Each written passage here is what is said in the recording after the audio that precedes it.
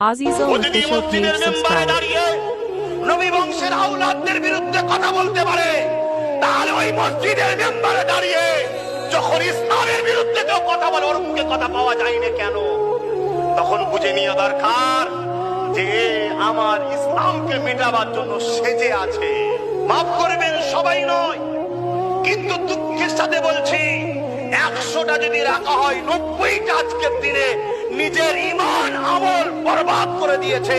সামান্য কিছু পয়সার জন্য তারা নিজেদের ঘরে বিক্রি করে দিয়েছে। তাদের মধ্যে কিছু পীর সাহেবও আছে, তাদের মধ্যে কিছু পীরজাদা আছে, তাদের মধ্যে কিছু মুফতি মৌলানা আছে, তাদের মধ্যে কিছু আলেম আছে। চিনবেন কি করে? চিনার খুব সহজ রাস্তা, চিনার খুব সহজ রাস্তা। কোন বেঈমানের জন্য তাদের দিল কাঁদে, মদিনাওয়ালার জন্য তাদের দিল কাঁদে।